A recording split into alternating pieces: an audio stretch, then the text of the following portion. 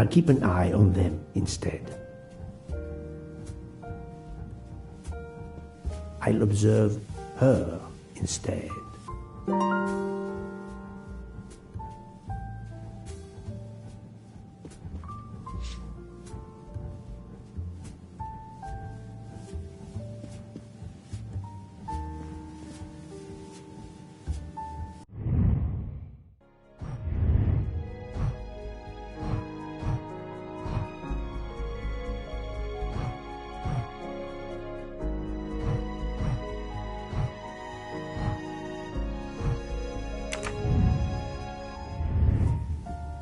I'll observe her.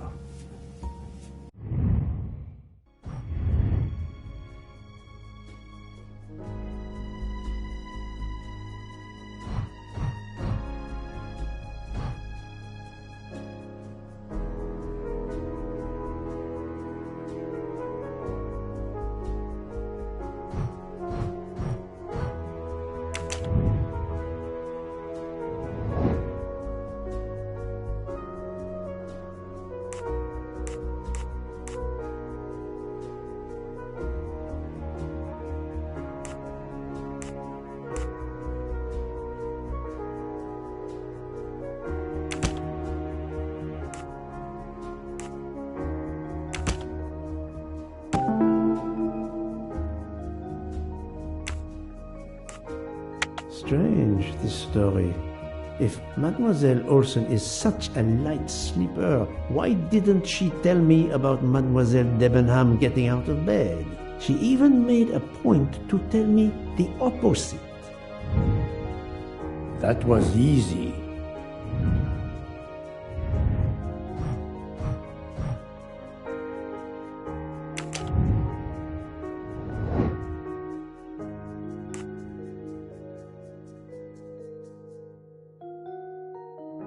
Great.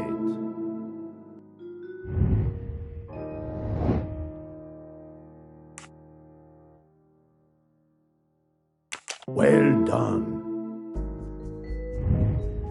That's the right answer.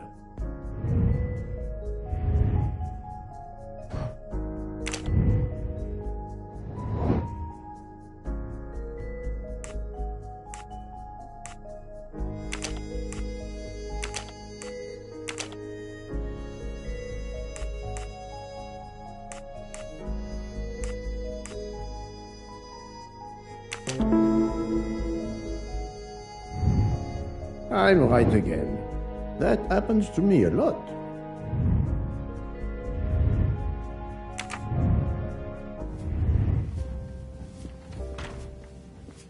Monsieur Fauché, may I disturb you for a moment? Of course. How can I help? It is, of course, about the murder of Monsieur Ratchet. Can you tell me your movements last night? I understand.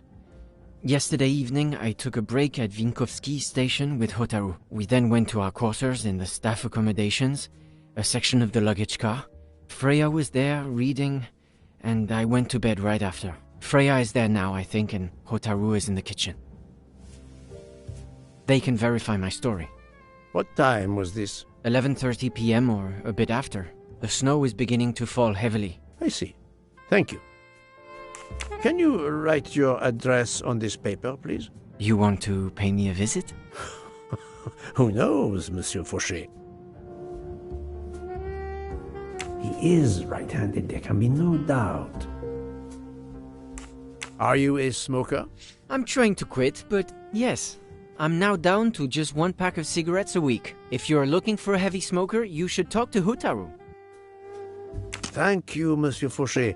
I'll come back to you if I have more questions.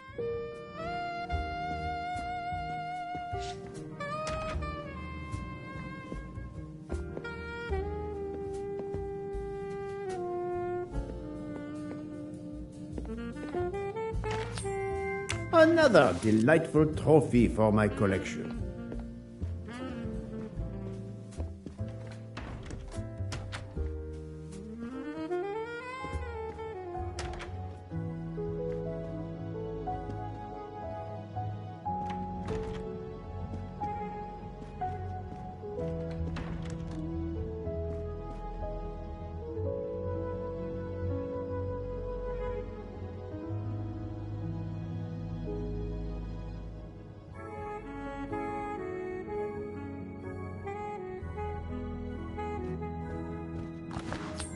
Ha ha! Golden mustache.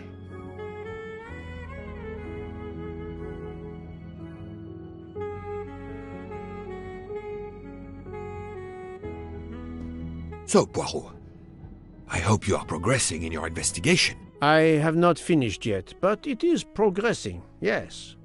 I still have many questions that must be answered. I will report to you as soon as I can.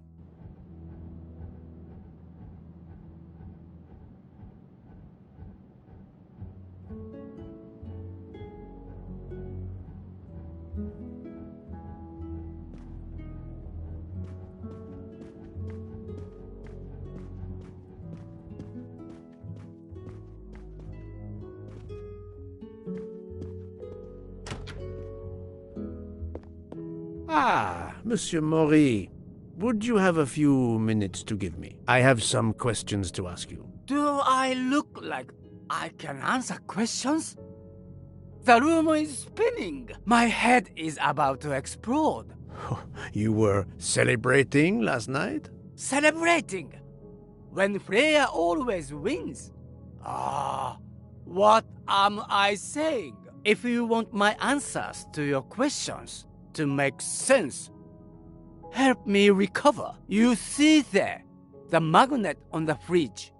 That is my special recipe. I call it my day after survival tonic. If you could make me my special tonic, I might survive long enough to answer your questions. Jean knows the recipe very well. He can help you with the preparation. Very well, Monsieur Maury. If I must, I must. I will make you your day after survival tonic.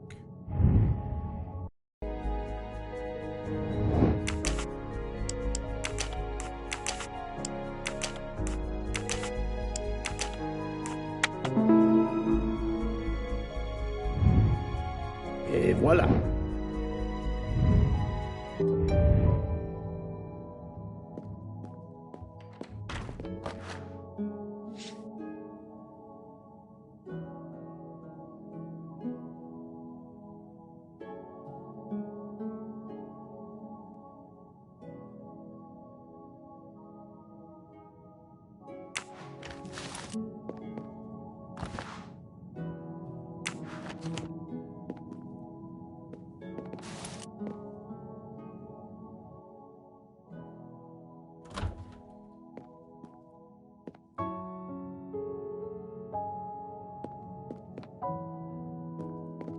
I can use this lemon squeezer to get juice if I find fruit.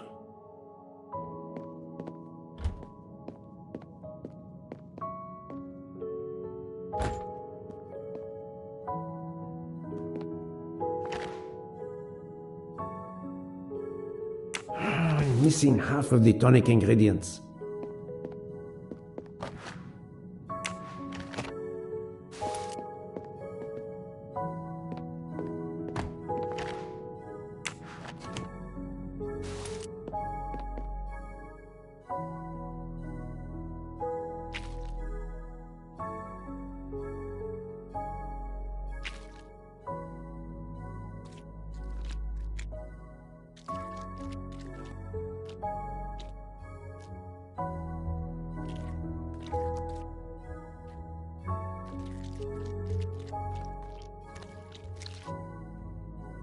I have all the ingredients for Monsieur Maury's tonic. I have to go and see Monsieur Fauchet so he can prepare it for me.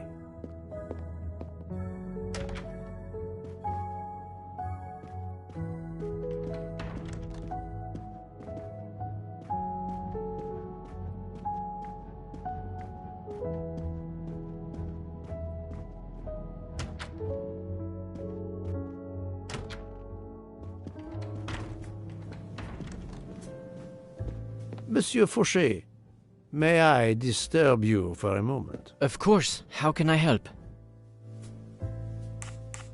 Monsieur Fauchet, I need your help to prepare a cocktail. What is this phrase? This is music to my ears. What can I fix for you? A mojito? A gin and tonic? Or perhaps a martini? Shaken, not stirred? It's not for me, But for Monsieur Mori. Ah, his day after survival tonic. Unfortunately, I know it well. Here is everything that was listed on the magnet. Excellent!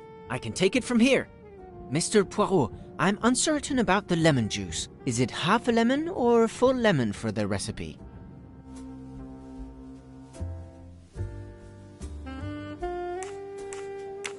Half a lemon. I can't remember if Hotaru prefers it with ginger or without. Do you remember? I can assure you that he will want the ginger.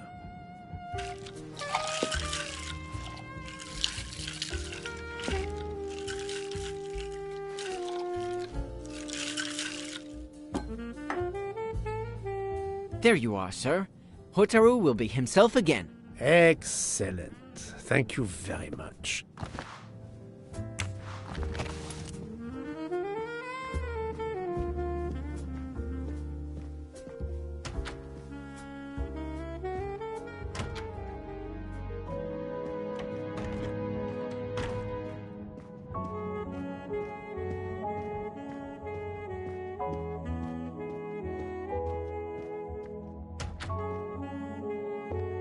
Here you go, Mr. Mori.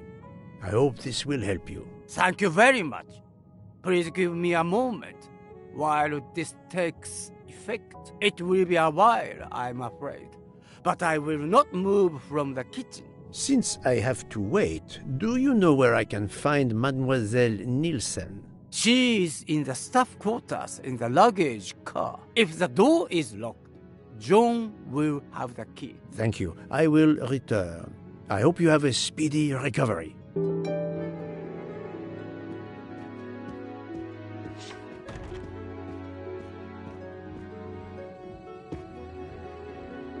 Monsieur Mori told me that you are the one who has the key to open the luggage car door. I will need it. Yes, that's right. Here it is. Please don't forget to give it back to me. I will not forget, Monsieur Fauché. I have a favor to ask. Could you visit the passengers who are in their rooms and explain there has been an error with their allergy and diet form? But, Monsieur Poirot, I made no errors. Of course not. Call it a computer error. Yes, it is possible, but even if I can see this is part of your investigation, I do not understand it. I would ask that you observe which hand each passenger uses. Ah, you wish to know if they use the right or left hand when they write? That is my intention. I will take on this mission for you. Excellent.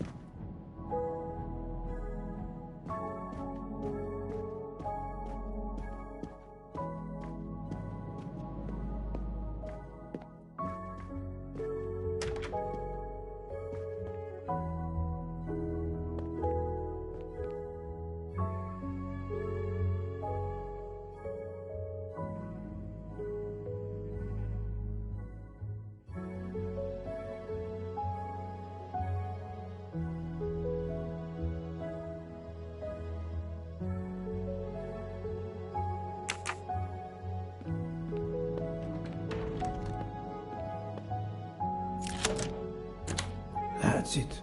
It's open now.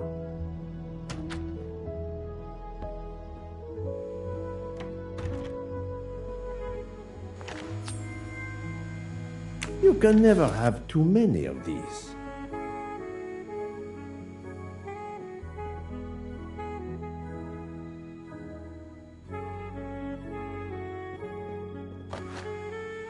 A deck of cards. I suspect they were reading diamonds and spades instead of books.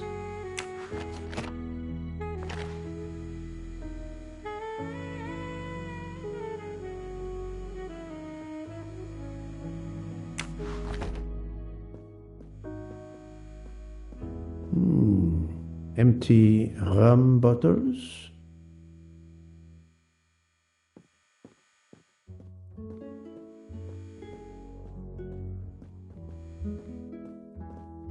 Hello, Mademoiselle Nielsen. May I ask you a few questions? I don't have a minute. My career is ruined, and it's not my fault. But how did this terrible thing come to pass? My supplies, passenger luggage, our living space. There is so little room. I gave the cargo handlers in Istanbul strict instructions how to stack my crates containing the ingredients I need for my desserts, so as one box is used up, it can be discarded. And these fools of cargo handlers did not follow your instructions? Ignored completely. I have 4 crates that must be moved from there to here to correct the order they are stacked. But placing the wrong crate on top of a smaller crate will crush it, its contents, and my career. Calm yourself, mademoiselle. I understand.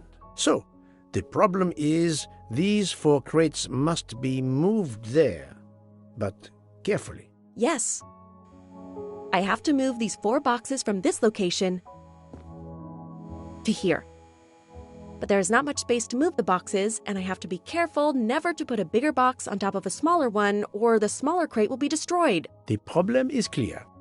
I shall assist you.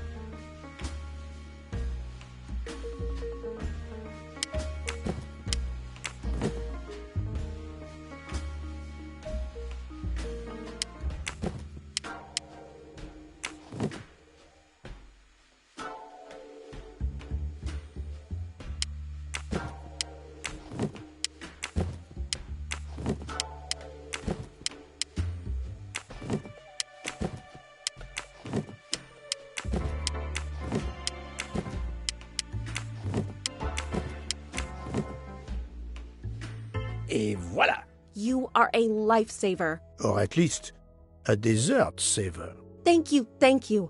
I will gladly answer your questions.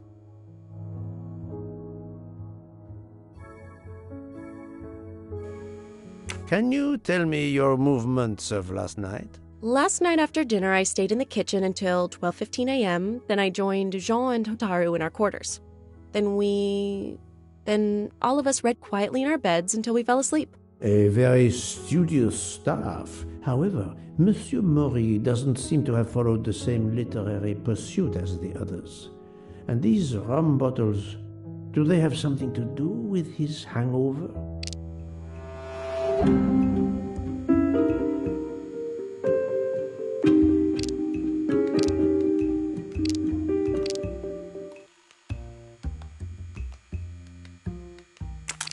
I rather think that you didn't just read last night. What makes you say that? I spoke to Monsieur Maury.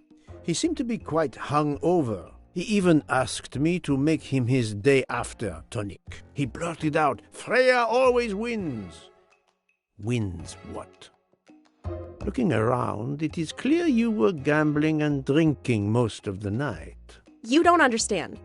It's late when we're off duty, but we need to unwind. And now there's been a murder? Yes, I admit it. We went overboard last night. But please don't tell Mr. Book. It's against regulations. We could all be fired. Mademoiselle, I realize your difficult jobs have been made more difficult. But as you say, there has been a murder. I must have the truth. Of course. I'm so sorry. It's not such a crime. I'll leave it there and check in with Monsieur Fauché. Would you mind writing your address on this paper? I'm asking everyone on the train for addresses, in case I need to contact them once they leave the train in Paris. I understand.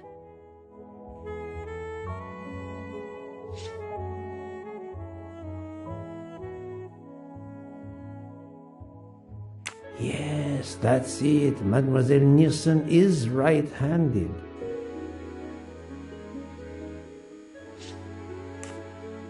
Do you smoke? No, I never have. Thank you.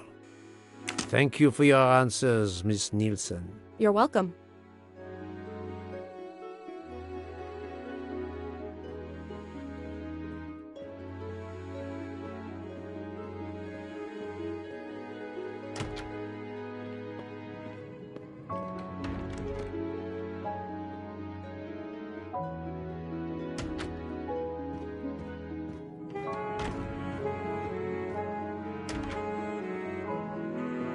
How are you? It's better. Thank you. Then may I ask you some questions? It will not take long. Quickly, please. I have hungry passengers to feed. Très bien. Can you tell me your movements last night? Oh, nothing special. When I went off duty, I joined John and Freya in a compartment. I read for a short while, then went to bed early. Reading? I'm not sure you have recovered enough to tell me the truth. Don't waste what little energy you have recovered to lie, Monsieur Maury. Yes, sorry, Mr. Poirot.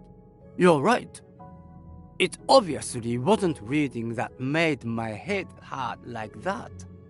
But if you told Monsieur Book, it could mean my job. I will keep your secret, but I am investigating a murder. You must tell me the truth. Thank you.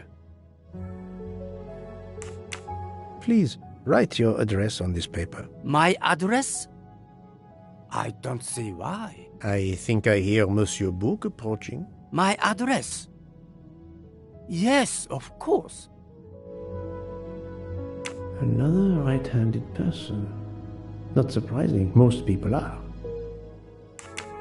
You are a heavy smoker. My job. It is very stressful. Would you happen to know who vapes on the train? A banana flavor? Oh, yes. The smell disgusts me. What is wrong with the good tobacco? I do not have time to answer that. Who is it? I've only seen one person who vapes. It's Captain Arbuthnot. Captain Arbuthnot. I see. Your testimony was invaluable to me. Thank you. Take care, Monsieur Maury. My palate depends on your good health.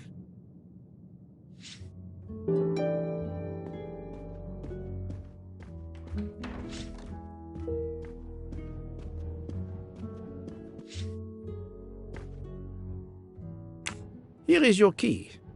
Thank you very much. My pleasure. About the little favor I asked of you. Aha, but of course. I was able to get new allergy forms from guests who were in their compartments. Monsieur McQueen, Monsieur Masterman, Count and Countess Andreni, they are all right-handed. I also asked Princess Dragomirov, but she had her assistant, Madame Schmidt, sign for her. She is right-handed as well. You have exceeded my expectations. Well done. Thank you, Monsieur Fauché. I'll come back to you if I have more questions.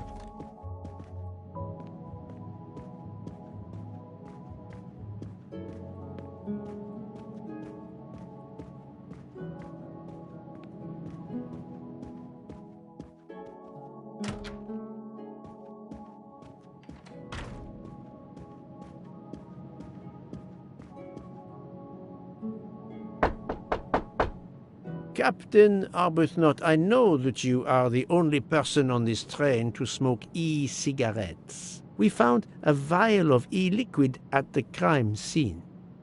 Will you talk to me about this, or should I pass on what I've learned to the police? All right. Come in if you must.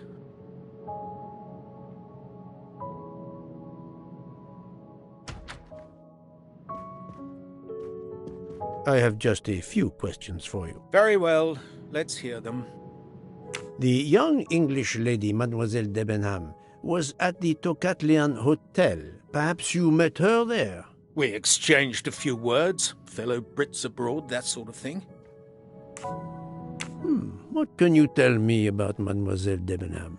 Nothing whatsoever. We barely spoke. The director of the Orient Express, Monsieur Bouc, thinks the assassin is a woman. And that is enough to accuse her? She had nothing to do with this murder. How can you be so certain? The idea is absurd. Ratchet was a perfect stranger to her. She'd never seen him before. Ah, did she tell you so? Well, yes, maybe she did. She may have commented once upon his somewhat unpleasant appearance. If a woman is concerned, as you seem to think, to my mind, without any evidence, I can assure you that Miss Debenham could not possibly be implicated.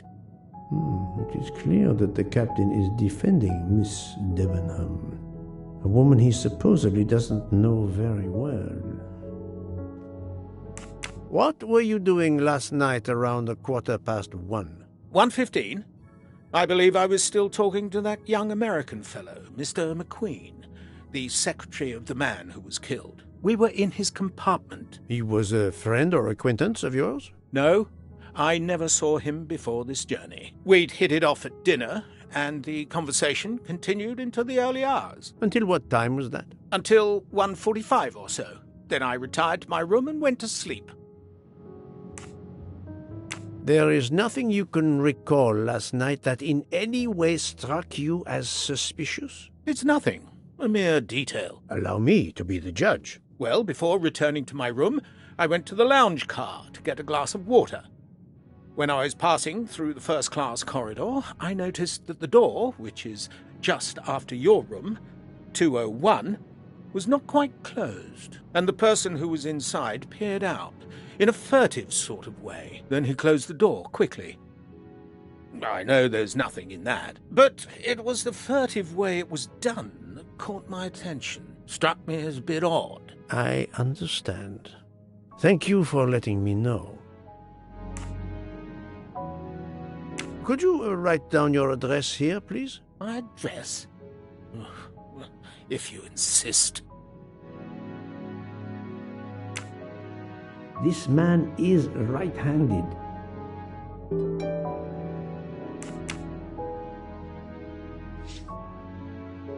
Is this e-cigarette liquid yours?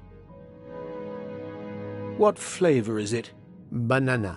Well, that is awkward. That's my flavor of choice.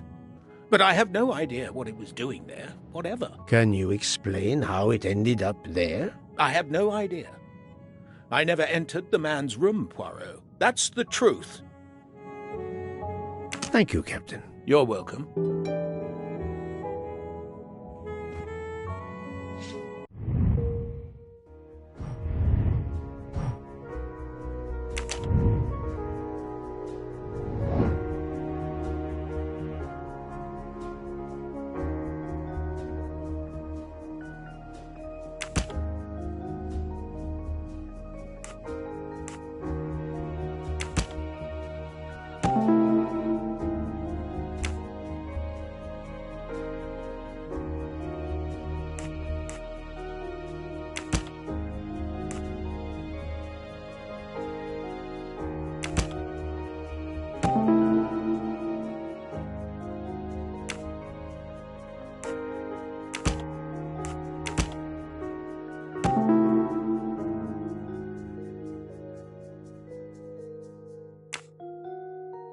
Captain Arbuthnot is the only passenger to smoke an e-cigarette even if this liquid in Ratchet's room is a solid clue, he has an alibi. I cannot accuse him without any other proof. That was easy.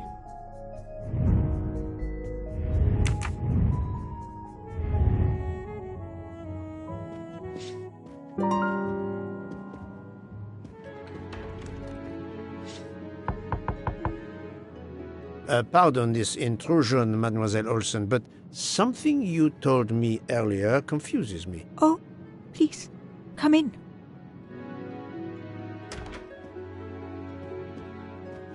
How can you be sure Mademoiselle Debenham was in bed all night?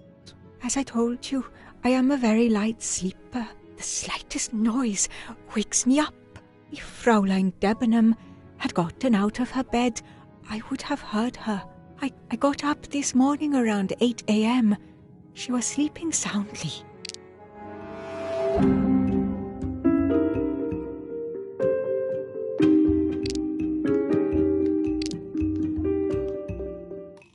Are you certain you would have heard her? Yes. Why are you asking? I spoke to Mademoiselle Debenham and she told me that she got up around 5 o'clock in the morning. She opened the door and looked down the corridor. It was then that she saw a woman in a red kimono. How do you explain that? I think I must have been sleeping very soundly not to have heard it. Oh, but does that make me a suspect? I am not accusing anyone, mademoiselle. Do not worry. I am just trying to determine what happened last night. Thank you for your testimony.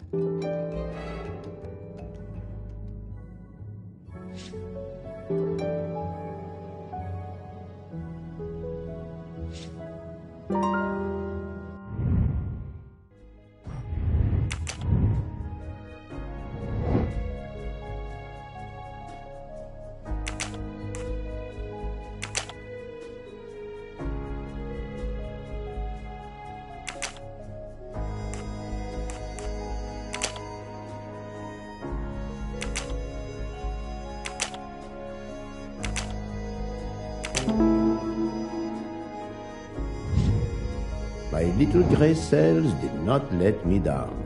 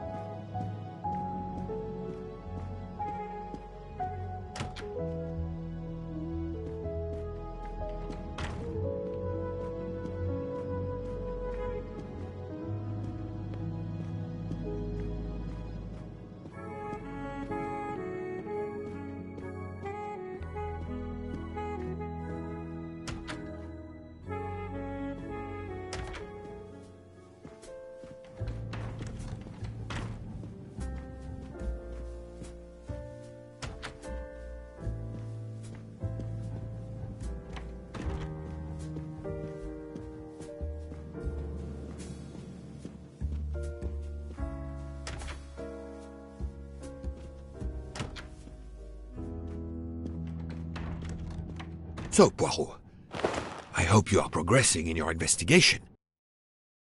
There is no trace of the murder weapon on the train, as yet. The killer could have hidden it anywhere. It must be somewhere. Indeed, as you say, it must be somewhere. According to Dr. Constantine's report, the stab wounds were made by at least one right-handed and one left-handed person, and with different strength. For the moment, everyone I have checked is right-handed. It is impossible to draw any conclusions as yet. However, I still have a few people to interrogate, notably the Russian princess. You still have many avenues to explore? Indeed, the case is far from over, mon ami.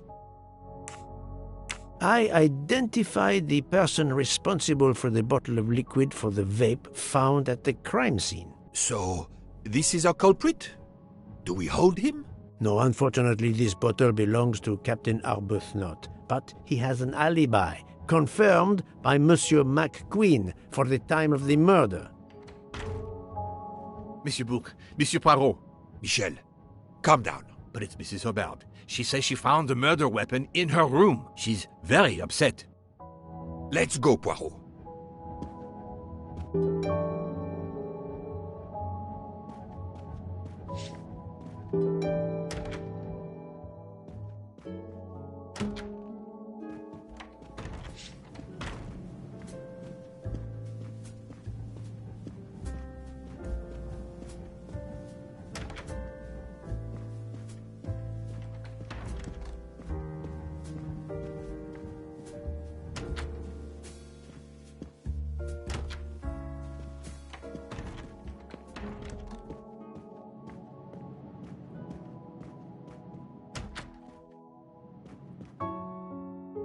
I demand to be allowed to leave this train! Madame, we are in the mountains, trapped in a snowdrift.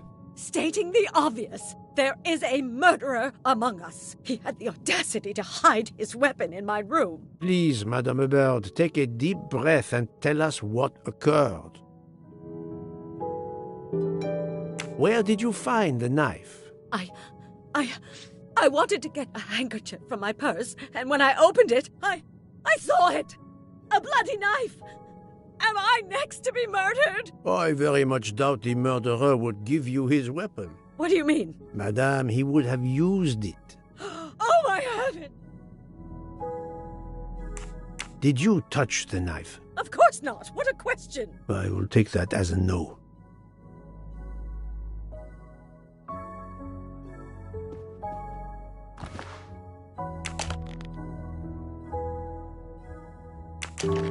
Is this knife the real murder weapon, or is it a red herring?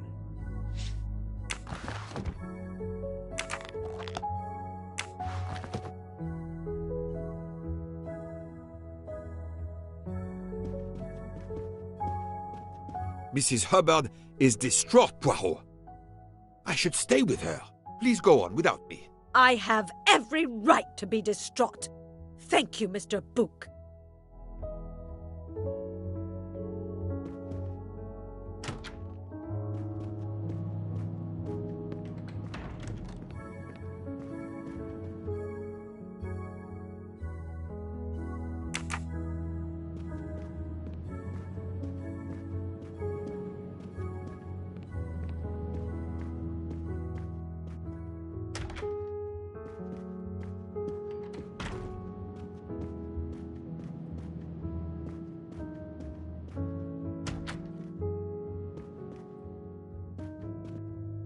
Dr. Constantine, we may have found our murder weapon. We need to make certain.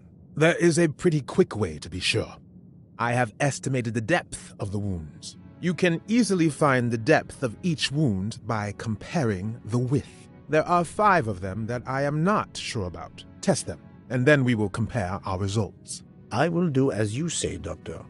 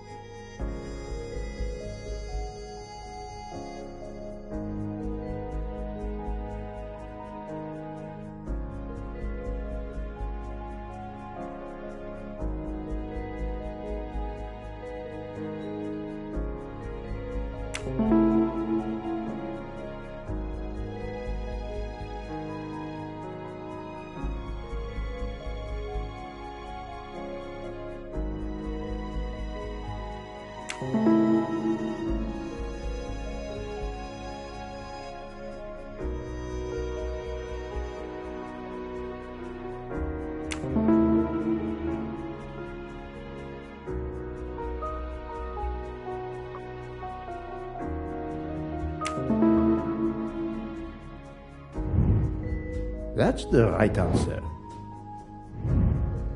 What do you think, Doctor? Is this knife really the murder weapon? There can be no doubt. You found the same depths as the estimates I made during the preliminary autopsy. I can assure you that you hold in your hands the weapon that took Ratchet's life.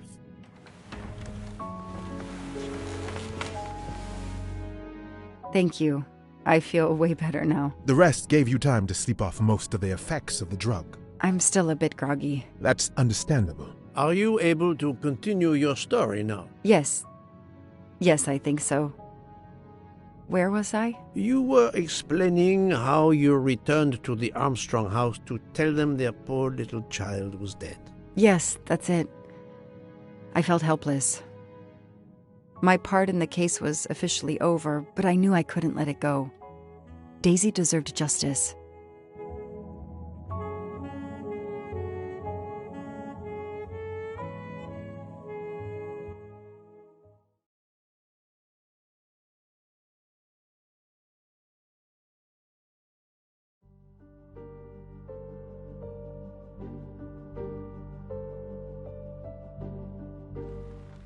Two days later, I returned to the Armstrong house to tell them Daisy would be released soon for burial. I was angry with myself that I couldn't bring them better news. I wasn't prepared for more tragedy.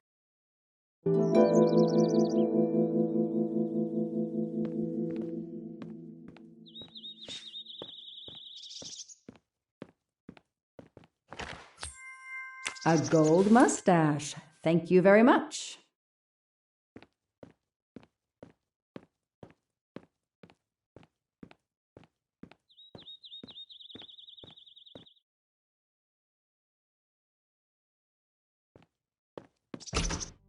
Hello, Miss Moreau. I'm here to see Colonel Armstrong. Good morning, Detective. Colonel Armstrong is upstairs. He isn't well.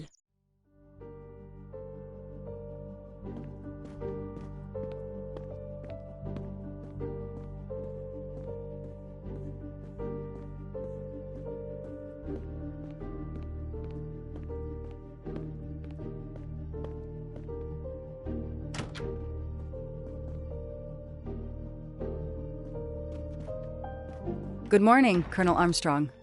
Is your wife here? Here? No, Sonia is not here. Always one step behind. She died of a miscarriage last night. My wife, Daisy, and our baby. My whole family is gone. I'm so sorry. I came straight here this morning. I received word that you can arrange for Daisy to be returned to you for burial. I didn't know. Well, then, now you don't have to come back. I can arrange for Daisy, my wife, and our unborn child to be buried all at once. Very efficient. Being a military man, I can appreciate efficiency. I know how hard this must be for you. No, you don't know. I don't want your sympathy. I want you to do your bloody job and catch the creature that did this. I know you won't believe me, but I swear to you, I will find who did this. If it takes me to the far corners of the earth, I will find them. Then go. Please go now. Go find them.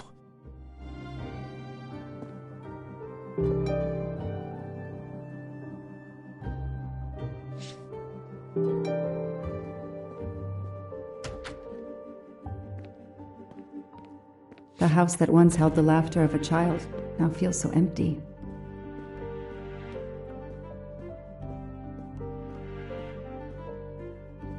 I'm not giving up. I'm a part of this case, or the case is a part of me.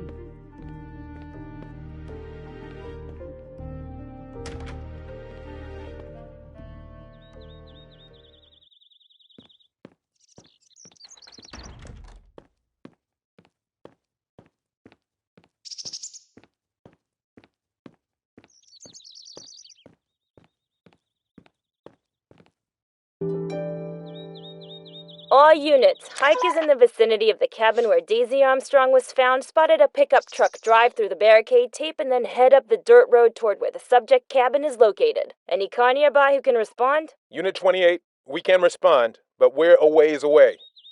Dispatch, this is 11. I'm on it. Copy that. 11, you good to go. Copy that.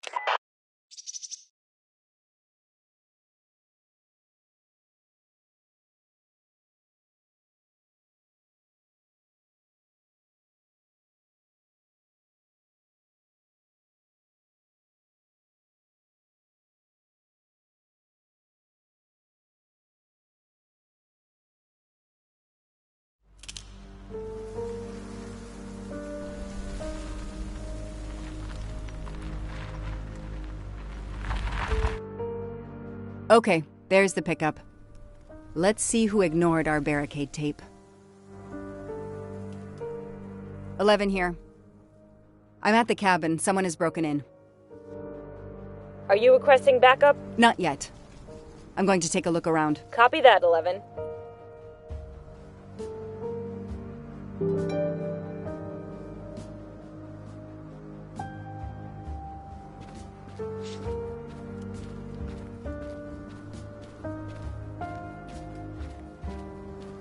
Somebody ignored the barricade tape.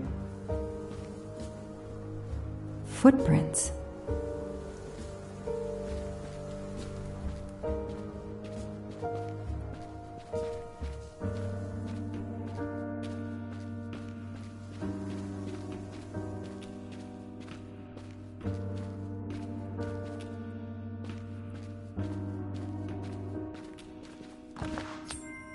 Help yourself, Joanna.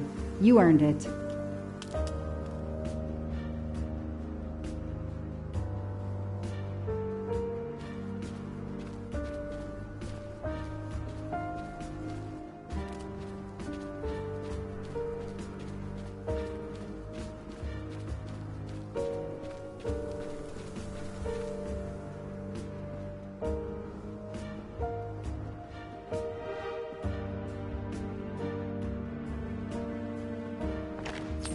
Shiny facial hair. The good news is that it's gold.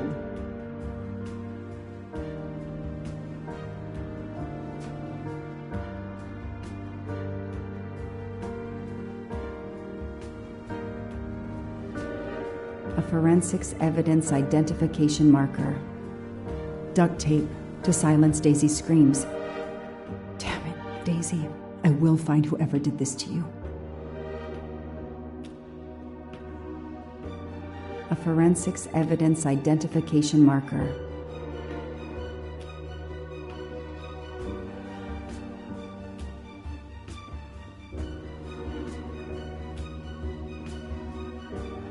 He's not here. 3/8/92. Oh, when the poor dear was killed.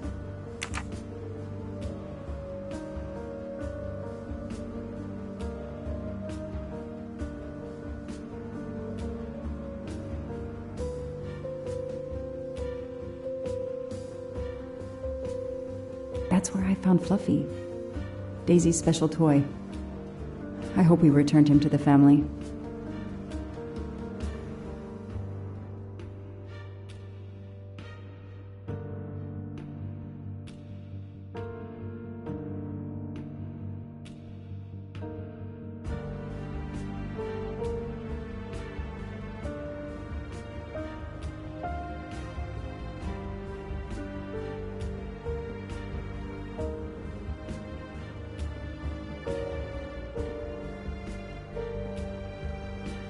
Forensics had to go through this place with a fine-tooth comb.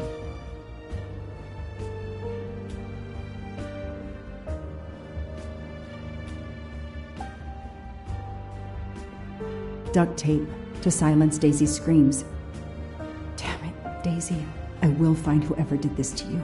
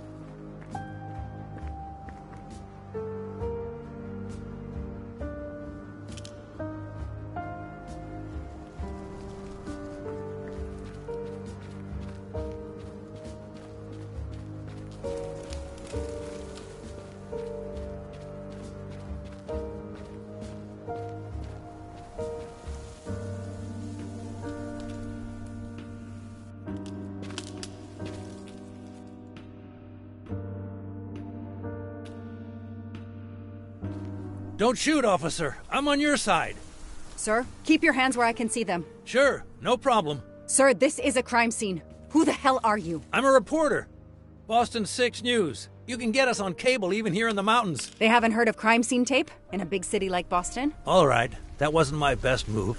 I got all excited. I didn't expect to find the place deserted. It was hard to resist. You should have tried harder. I'm placing you under arrest. You should be thanking me. Look what you apparently missed and I found. We'll get to that, but you're going to answer some questions first. I'm more used to asking questions, but fire away. Who are you exactly? I'm Michael Clark, journalist for Boston 6 News. Off camera, but someday I'm going to be anchor. You just wait. Do you have a way to prove that? My press card's in my truck. What are you doing here? You should know a crime scene is off limits. I'm investigating the Daisy Armstrong kidnapping like you. Does the pickup parked in front of the cabin belong to you? Yes, indeed, it's mine. I'll check. Show me your hands. I'm going to cuff you. I'm sure we can work out a deal. Put your hands in front of you.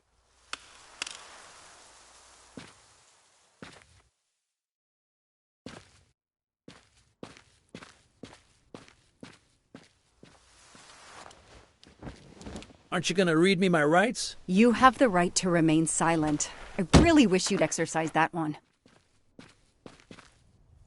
Dispatch, this is 11. I intercepted a suspicious individual at the crime scene. I'll check to determine how badly he's compromised it. Then I'm bringing him in. Copy that, Detective Locke.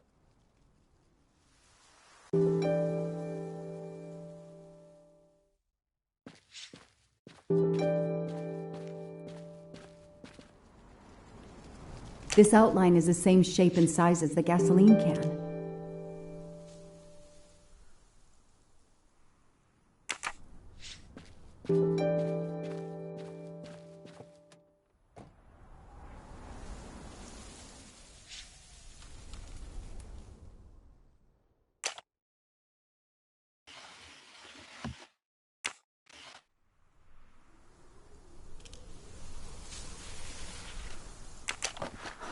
Car keys in the sun visor.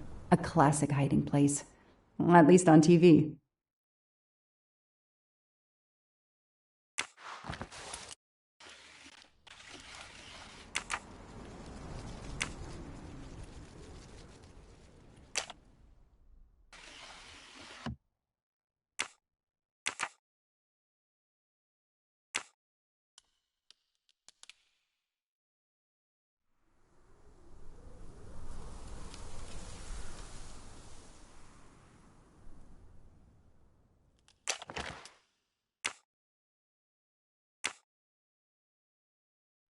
Clark's press card, and the phone number of the newspaper is on it. Ah, good. I can give them a call.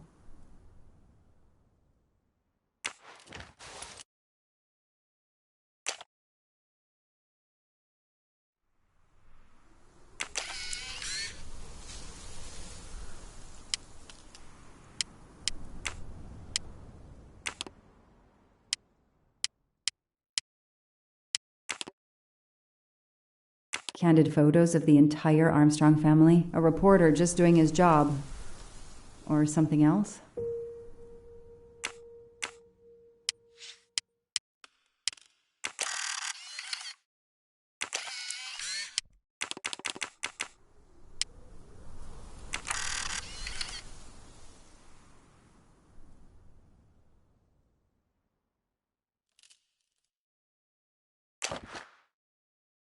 Telephoto lens. Not so surprising for a journalist.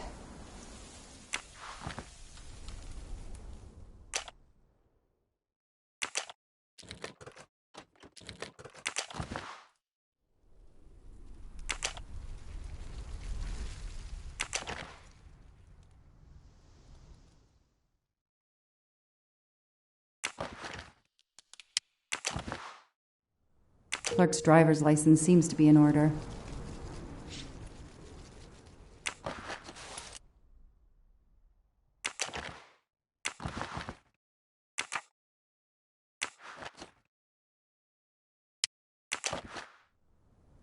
The vehicle registration is not in the name of Michael Clark or a rental company.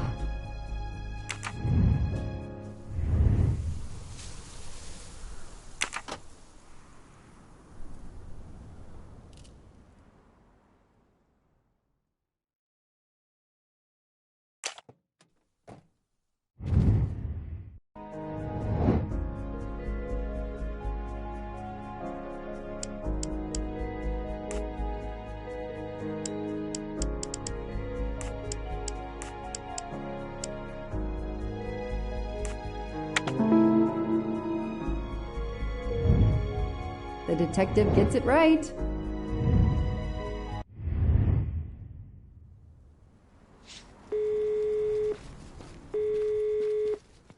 Hi, I'm Detective Joanna Locke, Berkshire Police. I'd like to speak to an editor, please. One moment, please. Hello, Detective Locke? This is Abby Wilson. I'm a senior editor. What can I do for you? Does a man named Michael Clark work for you? Yes, he does. Why? When was the last time you heard from him? Oh, it's been at least 7 or 8 months. That's not unusual. He works in the field? Yes, Michael Clark is what we call a stringer. He works as a freelancer, comes up with a story we can use, we pay him, then we don't hear from him again for several months. What kind of stories does Mr. Clark write? Mr. Clark is an investigative reporter, mostly crime stories, to tell you the truth. He comes up with some pretty macabre stuff some of the time. Is there a problem? Or a story? Do you remember what the last case he investigated was? It was a murder case. The victim was a millionaire named James Miller. He was called the Frozen Fish King of Gloucester, Massachusetts. His body turned up in one of his nets. Or, rather, most of it did. Ah, well, thank you, Ms. Wilson. You've been a great help to me. Pleasure. I hope he's not in trouble. He can be a little pushy, but he's a good guy overall. So what's he working on now, Detective? Are you sitting on a story? Thanks again.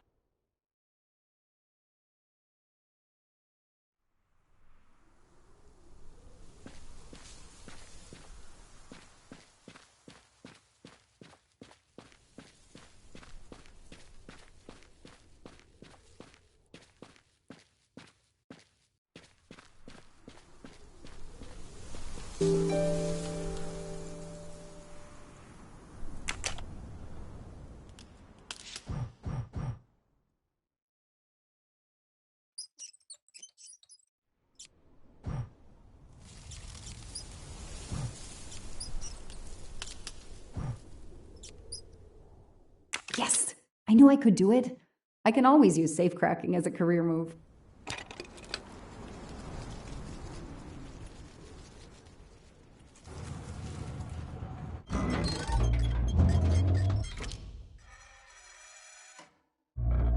There. Now let's see what secrets you're hiding.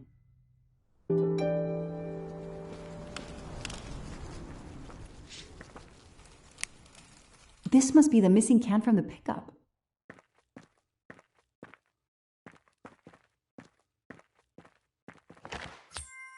I've earned a gold mustache.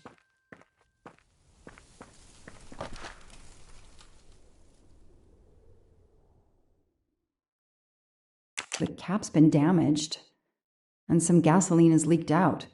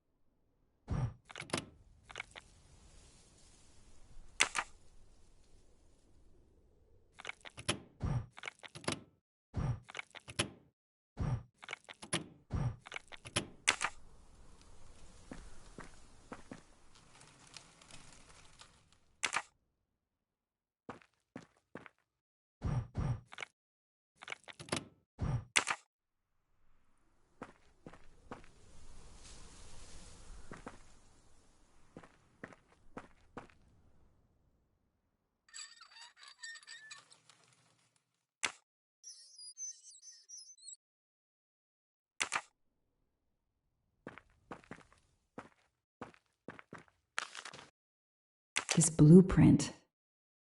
It looks like the bomb in the cabin. The kidnapper built the bomb here.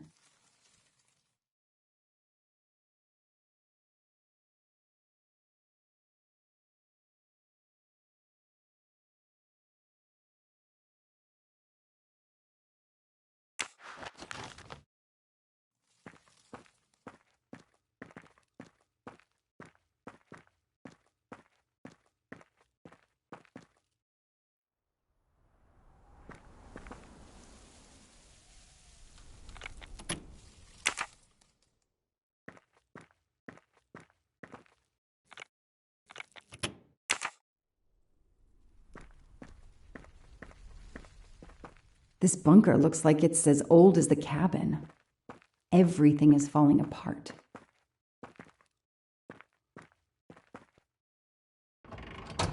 No, doesn't work.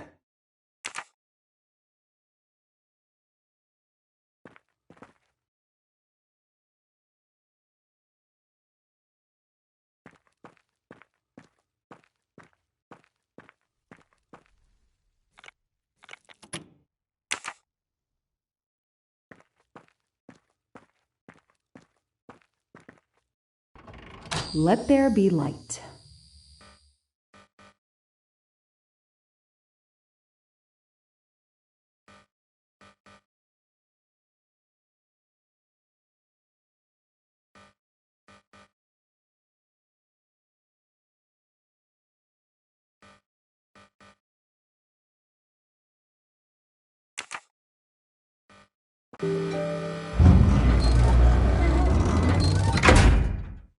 Perfect, it works.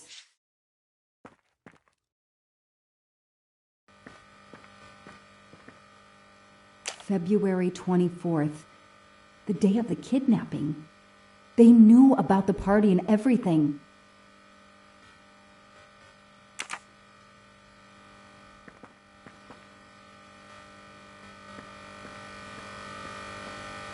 Could use a new light bulb.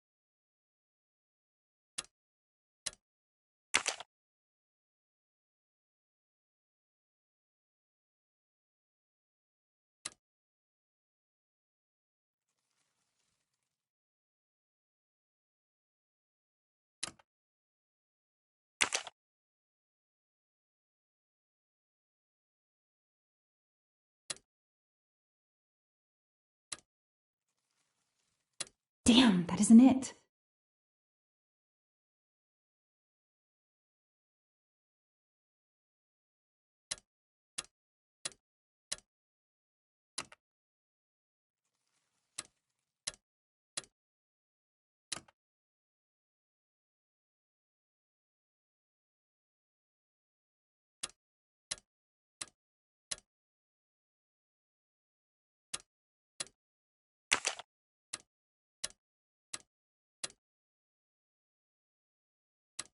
That isn't the right combination.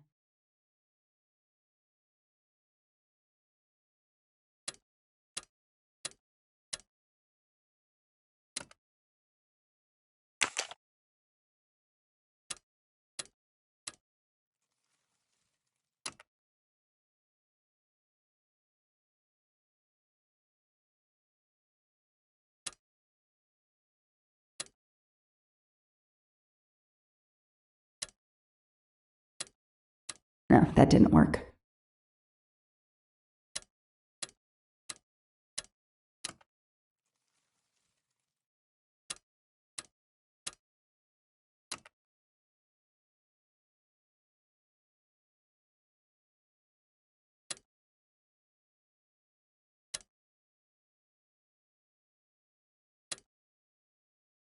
Damn, that isn't it.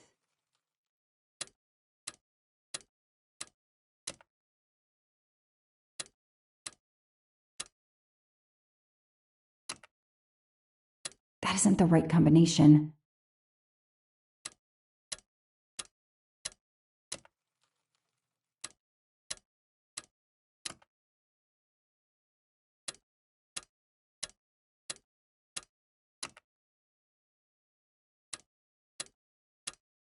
Yes, I knew I could do it. I can always use safe cracking as a career move.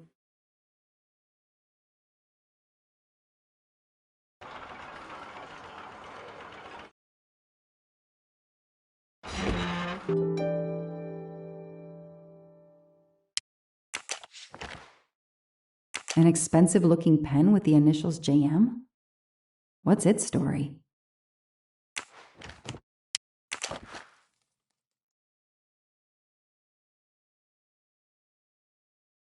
It's Daisy's hair clip, the same as the picture I saw at the Armstrong house.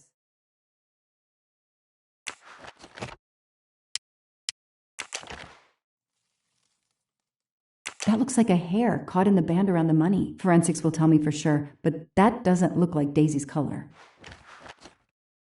These get locked up again until forensics get here. Okay, time for forensics to attack that bunker. And Clark?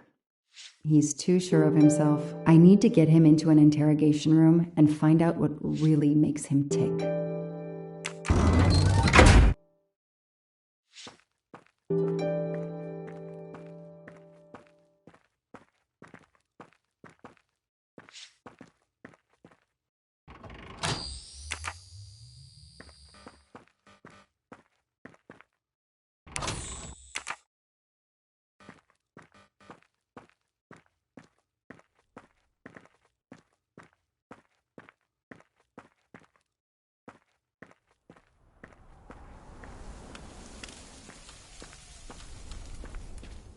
I'll secure the bunker for forensics.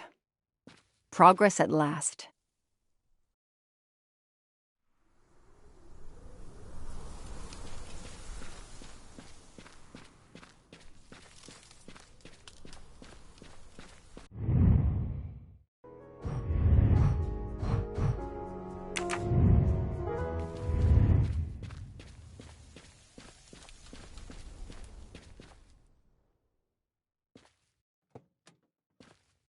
I know my rights. You can't keep somebody locked up in a car like this, you know. You wouldn't do it if I was a dog. Do they have bathrooms at the station?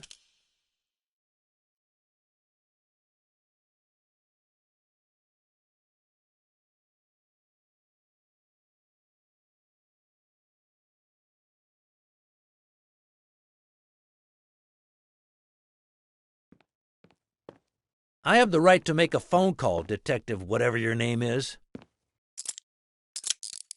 That phone is an outside line. Hello, boss. It's Michael Clark. I'm still on the Armstrong kidnap, but there's a small problem. I got caught being someplace I shouldn't be. I'm at the police station. No, I'm not under arrest. Just questioning. Fire me. Why? The station's integrity? You're kidding me, right? If you think I've screwed up that badly, then fire me. Got that? Fire me. Yes, do it. That didn't go well. I think I got my point across. What happens now? Go ahead. Then we'll have a chat.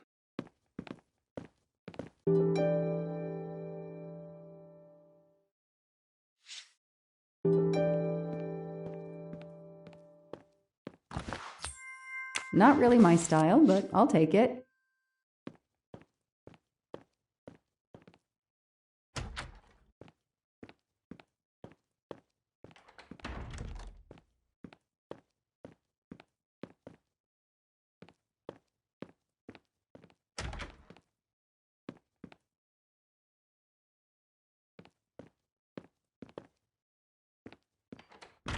I'll add these to the file. Anything that will erase Clark's smile.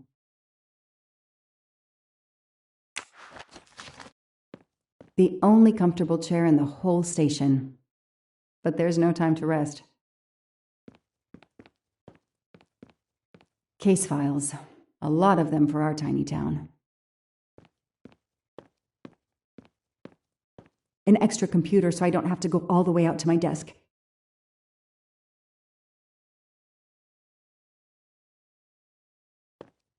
This is all a game to him, and he doesn't expect to lose.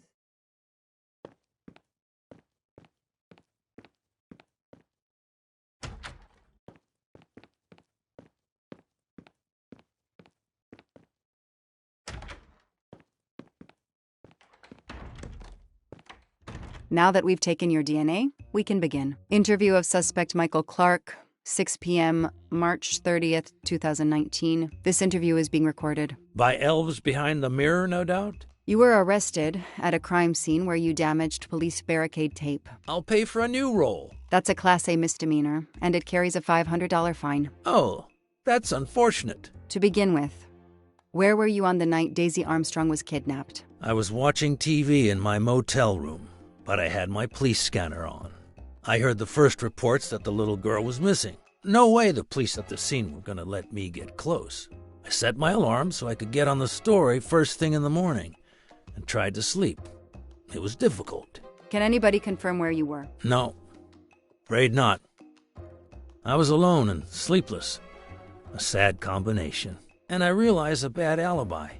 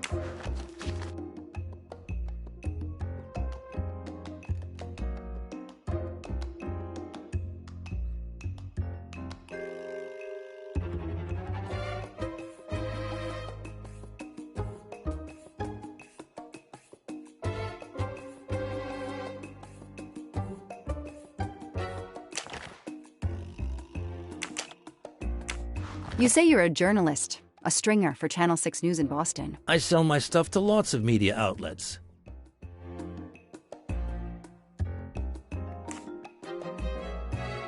Your camera was in your pickup. You didn't want to take pictures of the crime scene? I like to get the lay of the land. Once I see the story I want to tell, then I start documenting it. I don't know any journalist who works a case without their camera close at hand. He thinks he's invincible. I need to play his ego. That's the key. What are you doing in the Berkshires? And what is your connection to the Armstrong case? For the past few months, I've been working on a big case. Boston 6 News was looking forward to my next story. The Armstrongs have been on my list of potential targets for a long time. I changed gears when Daisy was kidnapped and started investigating the Armstrongs.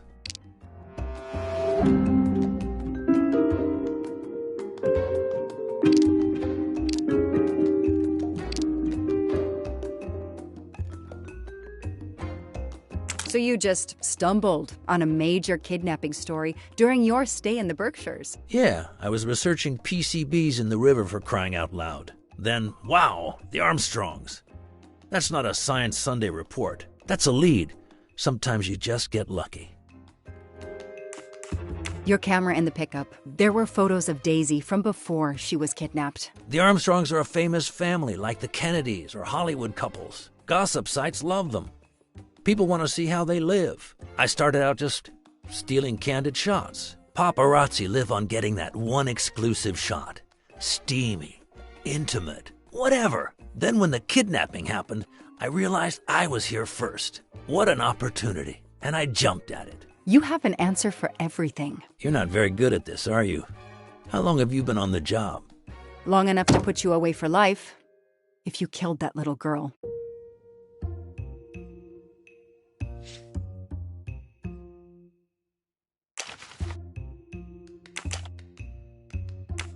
Let's start with why you went to the cabin. If the police were interested in it, I was interested in it.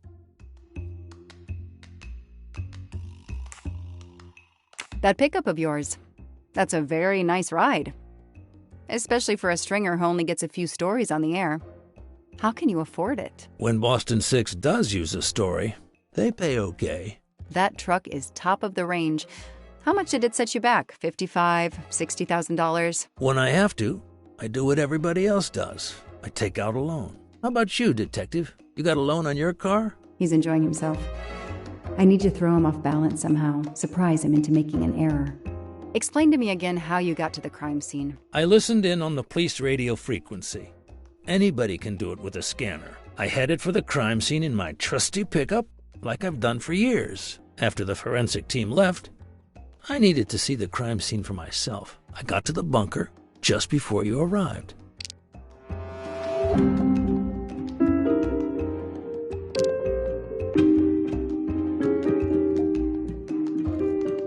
You said you've been driving that pickup for years? You heard right.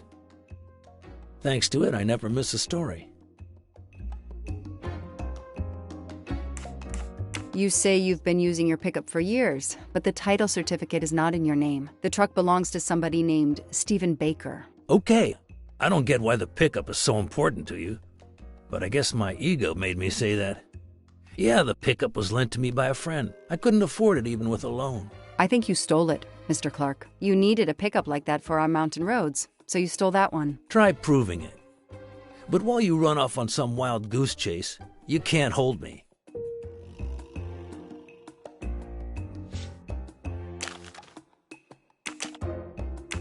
Let's move on to the gas cans and what we found in your pockets when you were brought in here today. That sounds exciting.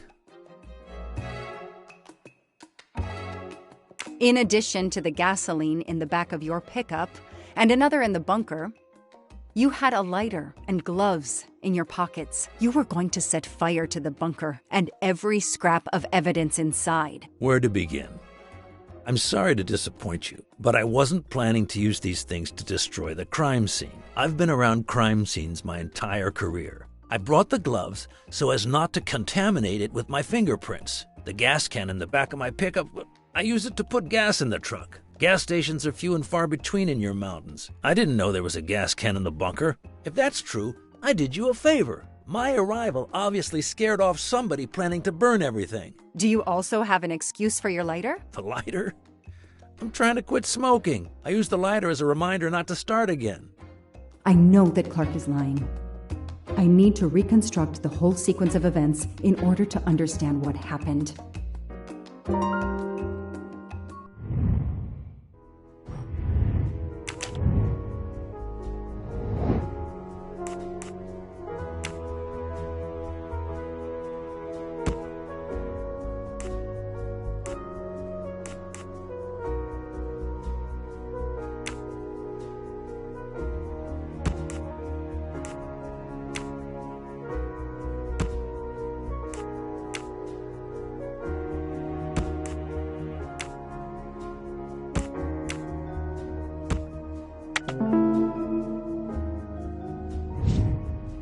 That's it. No rookie mistake there. I'll tell you what really happened. You waited until forensics left and arrived in your probably stolen pickup. You grabbed a can of gasoline from your truck. You then went into the cabin to check if Daisy had been found. You then went straight to the bunker to see if it had been discovered, planning to set it on fire and destroy all the evidence inside. Before you could start the fire, you heard me arrive. So you hastily left your gas can and closed the hatch. You didn't think I could open the bunker. If I hadn't found you, I expect you would have burned down the cabin too. I'm not going to make fun of you, Detective, or how you handled my interrogation. You're obviously very new at this. I swear I'm telling the truth. I didn't know the bunker was there until the moment you showed up. I seem to have trumped your entire police force. When I get the DNA results from the bunker, we'll continue this conversation. You have no concrete evidence against me whatsoever. The lab results will be in soon. You won't get away with this. See that call? That's your arrest warrant and a one-way ticket to prison. I'll be right back.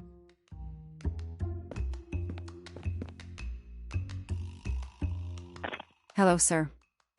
I think I found the man who kidnapped Daisy Armstrong. I'm interrogating him now. Hold on, Detective Locke. I have some bad news. Someone set fire to the cabin in the bunker. The fire department is on the scene, but they say it's too late. That's impossible. My suspect has been in the interrogation room with me all evening. We can't hold him. Suzanne Moreau. Her fingerprints are on the wine bottle found in the cabin. We also found an unknown person's fingerprints, but they don't match your suspects. Sir, with all due respect, I'm convinced Michael Clark is involved. Detective, I'm cutting you some slack already. But we cannot hold your suspect simply because you're convinced he's guilty. We have evidence that Suzanne was working with an accomplice, Noah Garrity. I order you to release the reporter and arrest this Moreau. Let me just check my last lead. The DNA analysis of the hair found in the bunker safe. The results just came in. I know how hard this is. Okay. Get the DNA results. Detective Locke, I will give you 1 hour maximum. Then you close the file and arrest Suzanne Moreau. Thank you, sir.